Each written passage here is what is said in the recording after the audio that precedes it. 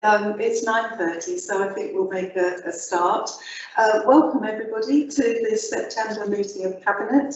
I'm Councillor Lucille Thompson and I'm Chair of the Cabinet and Leader of the Council. Please can I also advise that the open parts of the meeting are being audio recorded and live streamed from the Council's website. In addition, a video recording will be uploaded to the Council's YouTube channel after the meeting. Please can I remind any officers joining virtually to turn off their cameras and mute their microphones until invited to speak. And please can I remind members to speak clearly and remember to use your microphone.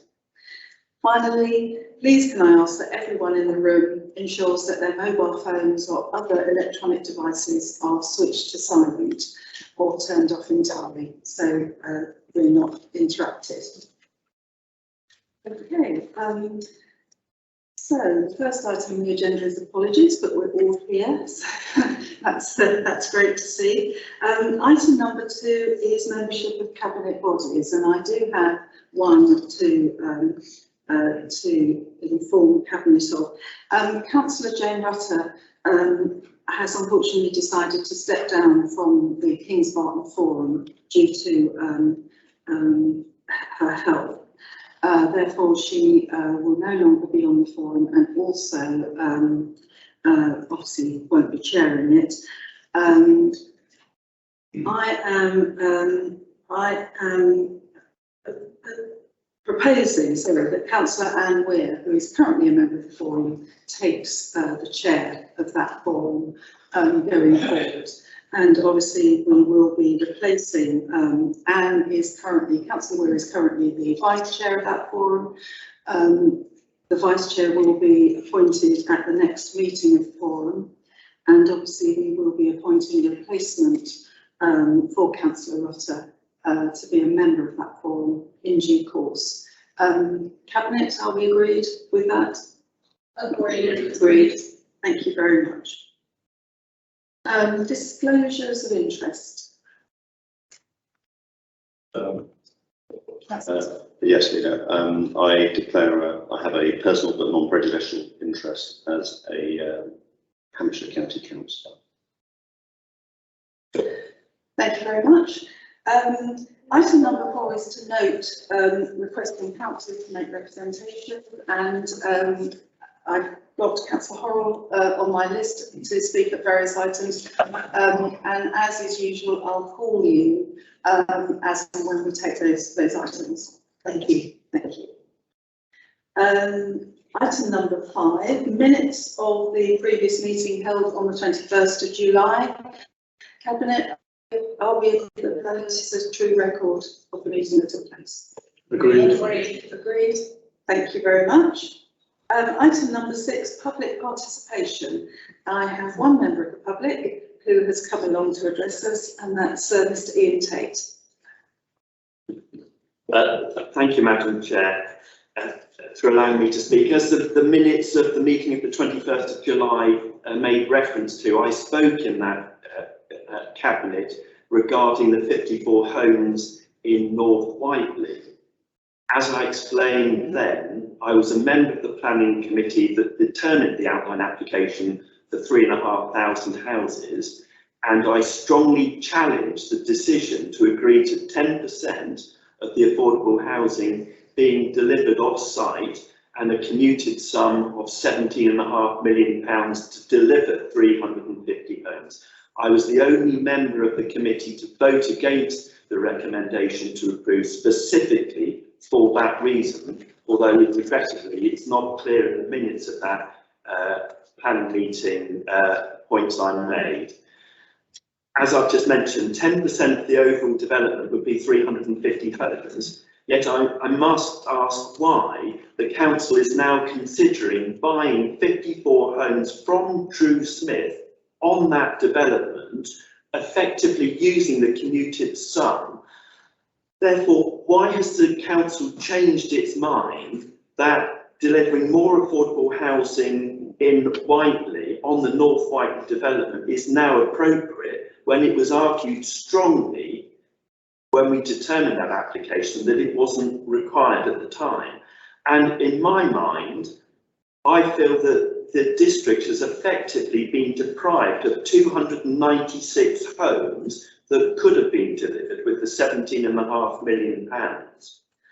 I argued at that planning committee, and I've consistently argued, that the issue with delivering affordable housing isn't, as we may initially suspect, about the money, but it is much more about finding the land. And that's where I feel so disappointed that effectively I think the authority is being shortchanged. We're cramming, or we have crammed, 77 homes into the valley in Stanmore, excellent quality, but still crammed in. We're doing the same in Winnall. So I do challenge the council over what its policy is. I've had a quick look at the housing website, New Homes. They make no reference to the 54 homes. So I ask a specific question: when will those details be released? Viability is no longer confidential. That should be done in the public domain. So I do question what element of the purchase of 54 houses required it to be classed as an exempt paper. I feel under a freedom of information request, the authority would really struggle to defend its position, although by the time I've got the information, it would probably be in the public domain anyway. Appreciate the opportunity to address the committee. Thank you, Madam Chair. Thank you very much, Mr. Tate. I believe the reason why it hasn't been made public yet is that we are still under negotiation. I don't know whether Mr. Botham might like to say something about that. Chair, negotiations do continue, and we will release information as soon as those negotiations are concluded, and we'll be able to respond to the questions raised at that time. Thank you very much, Mr. Tate. Right, the next item on the agenda is item number 7, Leader and Cabinet Member announcements. I believe that Councillor Clear has an announcement to make. Thank you, Leader. Yes, may I please bring to the attention today that at this very moment there is a funding event going on, virtual one, for the voluntary sector, featuring our funding offer with other funders and how to increase their chances of applying for funding across the district. Organisations have adapted very well with the recent COVID, and we hope that the event today will provide lots of useful information that will help them continue to thrive with fundraising, not just this year, but beyond. And could I also mention crowdfunding? In order to support the COVID recovery, we are increasing our match funding offer from 2,000 to 4. There is a crowdfunding webinar training on the 28th of September at 4 p.m. Should people be interested in applying for funding and finding out further information. And also the small grants up to £500 is open for application now, and the next panel meeting to review all these applications will be on the 11th of October. Thank you, Leader. Thank you very much. Councillor Todd, I believe you've got an announcement to make. Yes, Leader. Following the successful trial of carbon waste bins in Worthy Lane, we have rolled out 4 further bins to bring sites in Alsford, Denmead, South Wanston and Colton Common. The Worthy Lane site has been very successful. It's just one of the new types of recycling that we've put in place across the district, such as the doorstep collections of glass, of batteries and small electrical appliances. So it's good news and means that our recycling rate will continue to grow. Thank you very much. I don't believe we have any further announcements to make. So we'll go straight on to the main items on the agenda. Item number 8, Community Infrastructure Levy. the spending programme update. Can I ask Councillor Gordon-Smith to introduce the paper, please? Right. Well, without wishing to appear irreverent, allocating SIL money is a bit like handing out lovely Christmas presents paid for by a rich auntie, in this case a developer. And first of all, I'd like to thank Corinne Phillips and her team for wrapping up the presents so nicely. And I think on a more serious vein, it's very important. These things improve the quality of life in communities and in groups, and also reconciles them to the disruptions and disadvantages which come with development, particularly during construction and so on. Anyway, there's a broad range of grants for many aspects of life. There's sport and leisure, such as the gym, outdoor gym equipment at Alsford, better lights for a tennis club at Colvin Common, better community facilities in the Wickham Community Centre. There's a new kitchen, and there's environmental issues. There's a new footpath at Wickham Water Meadows, and there's also a few less exciting things, such as a lay-by at Tesco's in Kingsworthy, but a very useful present nevertheless. I think the projects are well spread out across the district. You know, it's down in the south at Whiteley, it's at Sutton Scotley, it's at Denmead, and the city also gets a good share. I think another important point is that the giving out these pots of money allows communities and groups to pull in money from other organisations, and it's a sort of seed fund in many cases. Some details of this are given in pages 35 to 53. I think also there's sort of somewhat intangible benefits with communities and groups in those communities, churches or whatever, working together to make these applications, well, coming up with good ideas, and then pushing the process through. And all of that adds to the the adhesion within communities, which is very important. So I think, well, I mean, some of the problems about what can go wrong and possible cures and mitigation given on page 24. It has been difficult over the last year with COVID causing all sorts of delays. And obviously we have to be wary all the time about giving out money that then sits without anything happening on the ground. And although I think we can afford to be slightly generous after COVID in terms of allowing people more time, it's something we have to keep an eye on. Anyway, I would like to therefore recommend to you the proposal on page 17 and the recommendations on page 18. Thank you very much, Councillor Gordon-Smith. I have one request to speak from Councillor Horrell.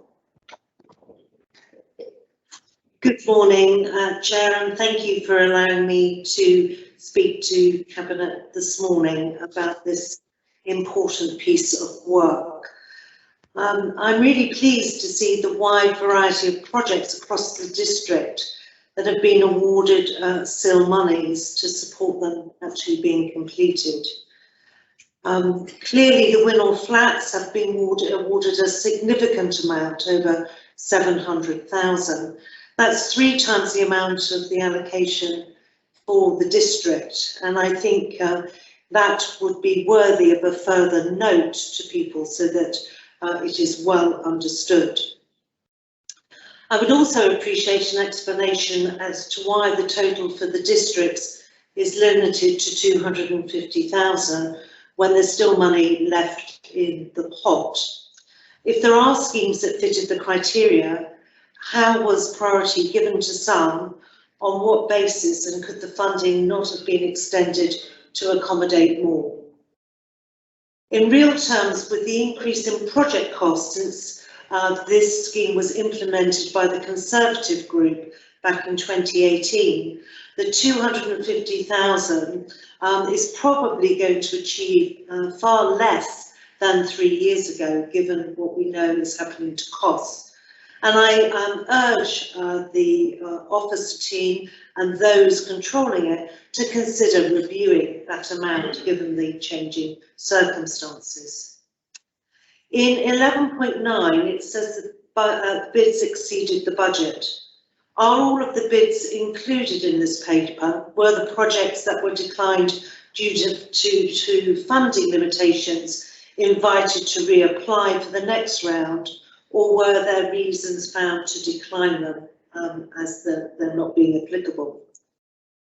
And I'd very much like to see some of the larger funds allocated to projects that perhaps are not always in the city centre. I thought things like the Theatre Royal project, although in the city, had a wider appeal and would be attractive to people outside of the main city centre. Overall, I'm delighted to see this scheme has become increasingly successful and is supporting some of the much needed infrastructure projects around the community, which is why, Councillor, I was rather shocked by your rather funny or smart remarks at the beginning about presents and wrapping. I don't think that's becoming of us as a council. This is a serious matter and we should treat it accordingly. So I'm sorry to say to the portfolio holder, I thought it was a rather derisory way to start what is clearly a very important piece of business this morning. Thank you, Chair, for the opportunity to speak. Thank you very much, Councillor Horrell. Councillor Gordon-Smith, have you any comments to make, and have members of Cabinet any questions? Well, I don't intend to make derisory comments about it, but it is actually a great pleasure, if you like, to be able to give money to worthy causes, and it's very satisfying. And I think we've got fairly solid criteria for the causes that deserve money and make full use of it. So I don't think I'm intending to be flippant when I am slightly light-hearted at times, but thank you anyway. I wondered whether Corinne Phillips, who's here, could just comment on the question about the numbers of projects that you received and the ones that you declined. Well, can I just say that overall this is kind of an ongoing project, and in actual fact the district schemes have had over 1.3 million given to them over the last few years, so it's not just this year that we need to look at. And actually all the schemes that met the criteria that came forward this year have been given some kind of funding, so there were none that were given no funding. And it was decided to take the Theatre Royal and the football club out of the community fund money and fund them from the district pot. So in actual fact, all the kind of district schemes were, I mean, I think out of all of them, there was only 2 that didn't get the full amount that they requested. All the others were. There was just a couple that were given a bit less. So in actual fact, all those that met the criteria were given some kind of funding. And the Theatre Royal was funded from the district pot, it was agreed, and the Winchester Football Club would be funded from the overall district pot. So that didn't come out of the community money.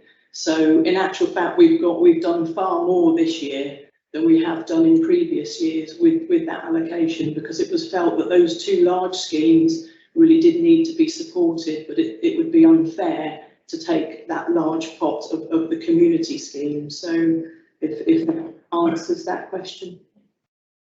Thank you very much. Thank you very much. Councillor Todd. 2 very quick points. I don't know if this is an interest or not, but for the first time in my life, I went to watch a Winchester City football game last Saturday. Turned up when they were 3-1 up versus Barnstaple. By the end of the game, by the end of the day, they were 7-1 up versus Barnstaple. So it sounds like I might need to go again. One thing to say there, which I think merits the support, is they are, I think, taking a much more ambitious and positive approach towards youth football, community football, than they have done in the past. It's very clear from the way they're thinking about this investment that it is absolutely going to be a facility that supports men's football, women's football, youth football, and the wider community. So I'm very pleased to see that that's on their list as well. In terms of wider district spending, it isn't in here at the moment, but a really important project, which will undoubtedly make a call on still further down the road, is the district LC WIP, Local Cycling, Walking and Infrastructure Plan, which is about to start. We have the city LC WIP that's been mostly completed. We're now looking to do one in partnership with the county for the district. And it will be an important source of ideas and things that we want to fund, and I think things that we will probably want to be putting community infrastructure levy funding behind. So certainly thinking about capital investment opportunities for the district is very much front of mind of this administration, particularly when it comes to supporting our active travel, walking, cycling agenda, and helping people make low carbon choices in terms of how they are able to get around the district. Thank you very much. Any further debate? Looks like we're into debate now. No? So I think we'll move to the recommendations on page 18 and 19. Cabinet, are we agreed? Agreed. Agreed. Thank you very much. And thank you, Corinne, for coming. Right, we now move to agenda item 9, which are the future arrangements for development management in the South Downs National Park. And again, I'd like to call on Councillor Gordon-Smith to introduce the paper, please.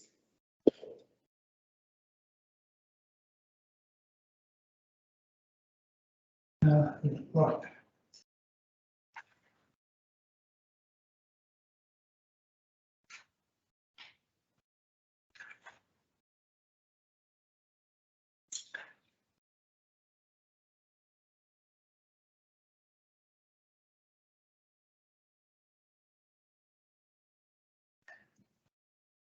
Right, well, what it's about is extending the, oh, sorry, beg your pardon. What it's about is extending the relationship, the service that's done by the planners here for development control within the boundaries of the South Downs National Park, as they've been doing for many years. And a new settlement fee for doing the work has been negotiated, and it's going to run for, if it's accepted, for 2 more years, with the option of extending for a further 2 years after that. I think there's several, well, there's 2 advantages. One is that democratic decisions are made at a very local level, and the second is that the costs of the work that's done is covered by the fees that have been agreed. So it seems to be a very useful exercise, and I recommend it to you. Thank you very much. I also have Councillor Horrell down to speak on this item. Thank you, Chair, and just a brief word on this very important arrangement, which I do recall from my time in office as being an important ongoing relationship with the South Downs National Park, and particularly since obviously we have 40% of our district in the South Downs National Park. I think the fact that we have this ongoing relationship can only be a positive for planning consideration. So I'm pleased to see the paper before us today to renew that working relationship between Winchester City Council and the National Park. I do believe it has been beneficial to do that from a planning point of view, and important to see the continuation. I suppose the only key question I have, and I appreciate perhaps Mr. Finch and others have been involved in the negotiation, is the financial recompense for that, which is always a matter of debate. because obviously the work is has to be assessed, and whether the monies on the table are a true reflection of the resource that we will need to input to deliver against the contract. So I'm happy in principle, Chair, to support the paper, and so are the Conservative group, but I would just like to better understand the finances and what safeguards perhaps the officers have been able to ensure so that it doesn't cost us money at the end of the day. Thank you, Chair. Thank you very much, Councillor Horrell, and thank you for your support. Yes, this was a question that I asked when the paper was first put before us, and I wonder whether Mr. Finch might be able to comment. Yes, thank you, Chair, and absolutely, I think we all asked the same question of ourselves, and rightly so. I think the advantage we've got with this is it's not a new relationship, it's a relationship we've formed over 10 years. And what I would also add is I was particularly pleased that they've made the offer to continue, because it's clear that that's by no means inevitable. And if we weren't delivering the quality of service they paid for, then they would take it back. I have no question of doubt about that whatsoever. Going to the question in terms of resource matching financial income, again, you know, we've actually got very close actually, and I'm pleased to say that the income we budget for is 450,000 a year. We received about 450,000 a year over the last couple of years, 440 and 460. It varies slightly depending upon casework and caseload, because part of the way the fees are calculated is based on what you do. Some of them are fixed fees, others based like a per unit, a per widget if you like, in terms of what we get. And I think it's fair. I mean, it's incredibly difficult, and I'm sure they would have asked themselves the same question at the park. We don't want to overpay, and similarly, we don't want them to underpay. So it's probably about it's a fair amount. But what I would absolutely stress, which is in the paper, we could spend even more time trying to dig even deeper into all of those resources. But it is very clear that if we were to look at effectively savings that we could actually take if we did decide to hand it back, not that we would want to for some of the reasons that members have already mentioned today about local decision making and all that sort of thing, then we would really very much struggle to save the amount of income that we were going to receive and have received over the last few years for the service. So I think at the end of the day, the bottom line is it's probably about right, and certainly it would not be favourable in any event for us to simply decide not to continue for financial reasons. Thank you, Chair. Thank you very much, Mr. Finch. Cabinet, any questions? No? Any debate? Councillor Learning. Thank you, Chairman. As you mentioned earlier, we did raise exactly the same questions as Councillor Horrell, but certainly our experience over the past 10 years is that this relationship is very beneficial to the council. Having a high level of capacity within the planning department, even though that's matched by the work that we're doing for the South Downs National Park, is very helpful in terms of us having enough warm bodies out there when we have big issues that blow up. And I think it's very helpful for the council to carry on as we are. Thank you, Councillor Learning. Councillor Cutler. I won't really add to what Councillor Learning has said. Effectively, it is about that sort of synergistic effect of the extra size of the department we create, which is difficult to cost, but the flexibility is very, very important. So there is definitely an additional benefit there. Thank you very much. If there is no further debate, we move to recommendations on page 66. Cabinet, are we agreed? Agreed. Thank you very much. Okay. Right, item 10 on the agenda is the Quarter 1 Finance and Performance Monitoring, and I'm going to ask Councillor Cutler to introduce the paper, please. And thank you, officers. Thank you. Thank you, Leader. The Quarter 1 Finance and Performance Monitoring Report is in the usual format. One area I'd ask Cabinet to notice is that the financial report shows a 800,000 favourable against budget, against the base budget. These are one-off improvements due to additional park and ride subsidies and general fund property income. Generally, one of the things we made very clear with the budget was that it was based on estimates of reduced income this year and would require very close monitoring. At the moment, as this report shows, we're running very close to the estimates that we used for the budget, and other than the 800,000 favourable, which, as I say, are one-offs. The report has been scrutinised in great detail by the performance panel, and the questions asked and responses are appended to the report.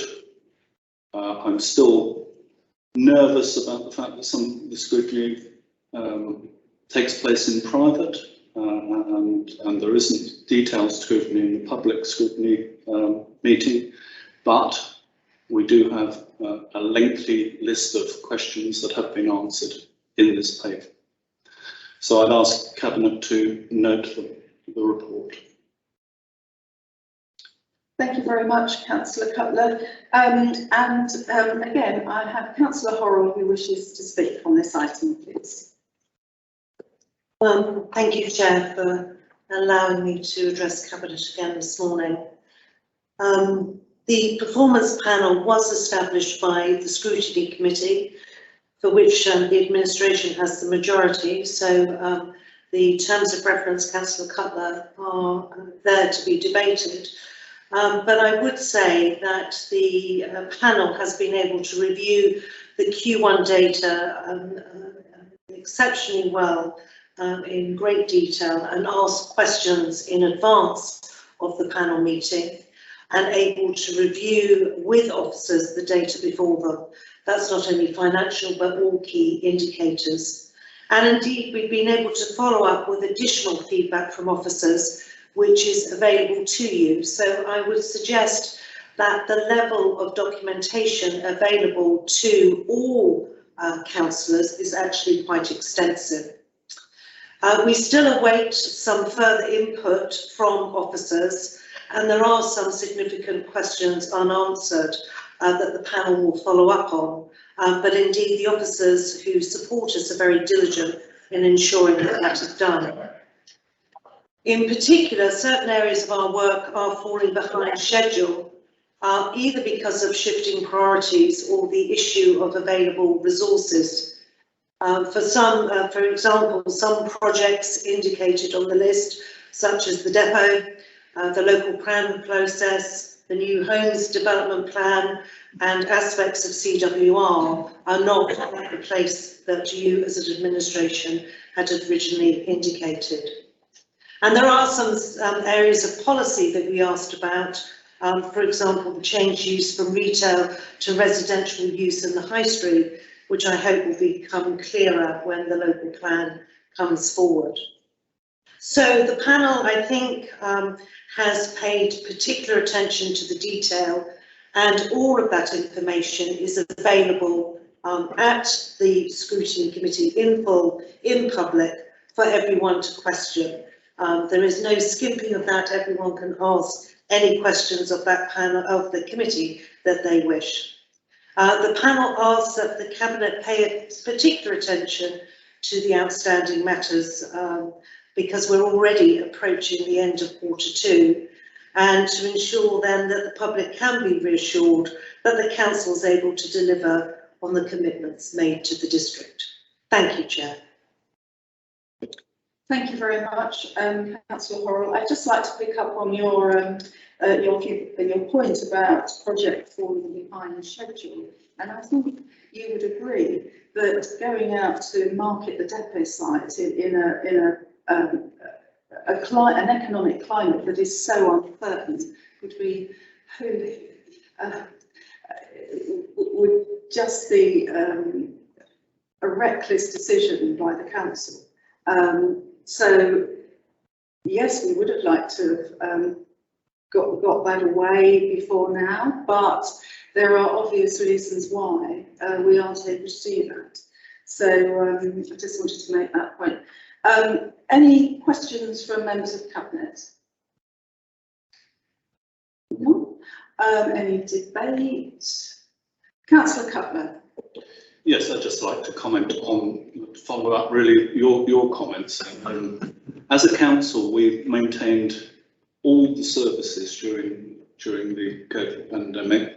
During lockdown, many councils had to reduce their services. We maintained them all, plus provided huge additional support both on community and financial. So, although I'm not complacent, it is understandable that one or two projects have slipped in that time. Local plan has mainly slipped due to central governments not really knowing what it's doing about planning law, and as Councillor Thompson has pointed out, marketing and some of the major projects would be quite difficult to continue to stick to absolute timetables given the circumstances. Okay, so moving to the recommendations, we are asked to endorse the report. Are we agreed? Agreed. Thank you very much. Okay, the final item on our agenda is to note the forward plan of key decisions for October. Are we happy to note that? Noted. Noted. Thank you very much. We now need to move into exempt session. Would someone like to second? Must I move? Okay, thank you. And so we start with. Just give me